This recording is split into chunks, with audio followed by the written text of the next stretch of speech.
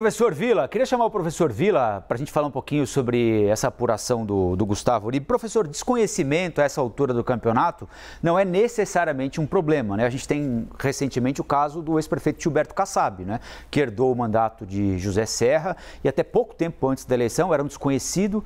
As primeiras pesquisas o indicavam com 2% de intenção de votos. Ele concorria contra dois políticos absolutamente tradicionais em São Paulo, Geraldo Alckmin e Marta Suplicy, e conseguiu se viabilizar, venceu a disputa pela reeleição. Precisa ter coisa para mostrar, né, professor? Ele tinha o programa Cidade Limpa e um programa de moradia no centro que o ajudaram bastante a viabilizar a reeleição. Então, desse ponto de vista, o desconhecimento não é necessariamente um problema. Como é que o senhor vê o começo dessa discussão sobre a eleição aqui em São Paulo? A gente pode partir, né, professor, para a primeira eleição, acho que na história, sem candidatos majoritários do PT e do PSDB, né? Bem, primeiro eu esqueci de dizer bom dia ao Uribe, né? Vamos por partes. É verdade, desde 1985, é bom lembrar que 85 foi a primeira eleição depois de 20 anos, a última tinha sido em 65, quando Faria Lima tinha sido eleito prefeito de São Paulo, a última eleição direta. 20 anos depois, em 1985, Jânio Quadros acaba vencendo Fernando Henrique Cardoso por uma pequena diferença numa célebre eleição. A partir dali, a cidade é um sobe e desce, né? Jânio em 85, Luiz Erundina do PT em 88, 92 Maluf, olha a mudança política ideológica, uma permanência com Celso Pitta em 96, uma mudança ideológica em 2000 com Marta Suplicy, outra mudança ideológica com José Serra em 2004, a permanência com Kassab em 2008, que tinha assumido, como você bem lembrou, né? Depois, olha a mudança, Fernando Haddad em 2012, olha como essa cidade oscila política e ideologicamente, por isso que é difícil. 2012 Haddad, aí ele conseguiu um fenômeno de perder a eleição no primeiro turno, na reeleição, que não é fácil, é caso de prêmio Nobel, né? Perdeu, teve cerca de 19% dos votos, se tanto, para João Dória, que era até então um novato em política, não tinha participado nem de eleição para síndico, né?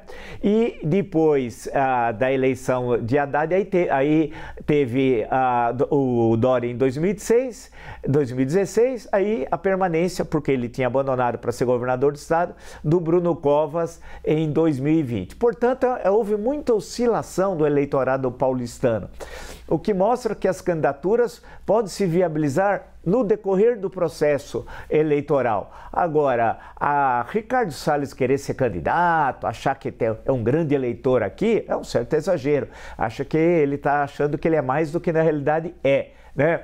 Por outro lado, os outros nomes, Tabata Amaral, algum nome do PT, e você lembrou bem, desde 1985 poderá ser pela primeira vez o PT sem candidato, o PSDB idem. Também pode ser que pela primeira vez não lance candidato, o que também será uma enorme surpresa, mas apesar que já está anunciado, mas poderá ocorrer. Aí resta o Boulos, que é um candidato forte, mas precisa ver se ele vai ser questionado e até lá o que ele vai fazer. Essa história, nunca uma eleição é uma reprodução do anterior. Nós temos que entender isso. Cada eleição tem a sua história, né? E não faltam exemplos para isso. Então não é porque na última eleição a prefeito ele foi bem, que ele irá bem necessariamente na próxima eleição. E tem o atual prefeito. O atual prefeito é pouco conhecido. Eu li a pesquisa da Paraná, dei uma examinada que entre 16 a 24 anos, 78% do eleitorado sequer sabe seu nome. Está lá na pesquisa de um bom instituto que inclusive teve muito próximo acertando os resultados eleitorais da última eleição presidencial, né? E aí eu dei uma olhada na pesquisa, vi o desenho. Cabe ao prefeito um grande esforço de comunicação. Ele primeiro precisa as pessoas saberem qual é seu nome, segundo saber o que ele está fazendo e ele está mais presente fisicamente. E há problemas históricos na cidade de São Paulo. Você mesmo sempre lembra, com razão, problemas de zeladoria, né? A zeladoria é um eterno problema da cidade de São Paulo, buracos. E aqui nós temos uma mania nova B9 inventada em São Paulo. Você tem um buraco, você põe. Se o buraco é pequeno, um coninho. Se o buraco é maior, um cone maior. Se o buraco é maior, um conão. E aí fica, acho que tomado pelo patrimônio histórico, 3, 4 semanas e por aí vai. Então tem a questão do lixo, a questão da iluminação, a cidade é pessimamente iluminada, o que favorece também a insegurança. Em suma, tem questões históricas que o prefeito tem de enfrentar. Não falta dinheiro dessa vez, pelas notícias, há um grande orçamento municipal para realizar obras que possam dar visibilidade ao prefeito. Então, o primeiro papel para concluir, ele precisa ser visível, ele precisa aparecer. As pessoas saberem quem ele é. Ele sair aqui na Avenida Paulista, aqui pertinho, e as pessoas falarem, esse é o prefeito, conversar com ele, trocar ideias, né? Isso é essencial. E os subprefeitos, que ninguém sabe, ninguém viu, né? Os subprefeitos a gente desconhece em São Paulo, que deveriam estar na rua acompanhando os problemas, principalmente de zeladoria e questões históricas que não se resolvem só em São Paulo, por fim, mas na região metropolitana de São Paulo. As enchentes, por exemplo, é uma questão da região metropolitana, não é só da cidade de São Paulo. Aí precisava ter uma relação de construir uma Secretaria de Negócios Metropolitanos, porque hoje nós somos uma megalópole. Qual a divisão entre São Paulo e Diadema? São Paulo-Osasco, São Paulo-Guarulhos? Nenhuma. Então é preciso ver a totalidade.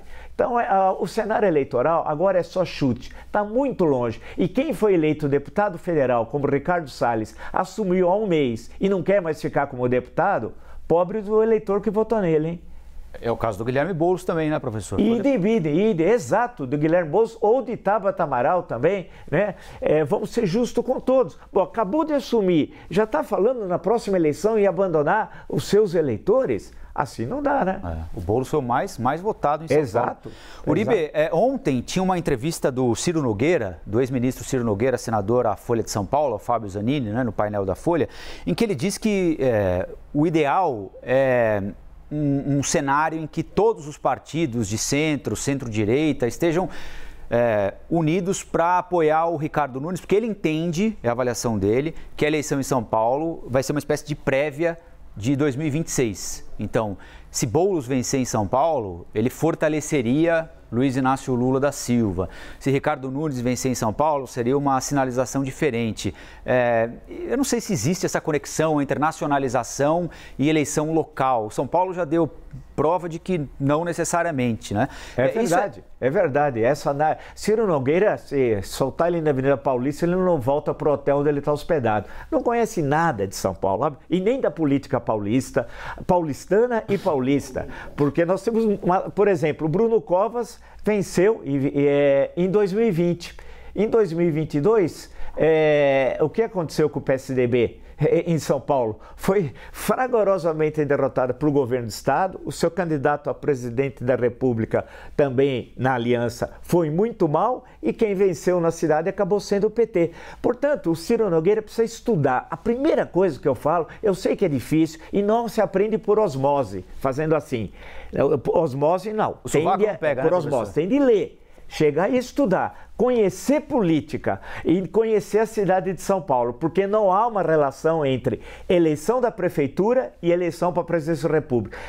Eu poderia dar exemplos de prefeitos de São Paulo que foram presidente da República.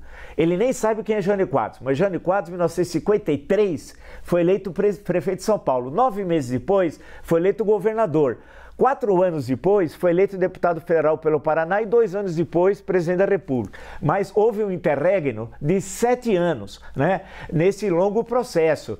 Ou seja, não é simples de falar que eleição de São Paulo, da prefeitura, tem a ver com a eleição nacional. Isso é uma enorme bobagem de alguém que desconhece o beabá da política brasileira, paulista e paulistana.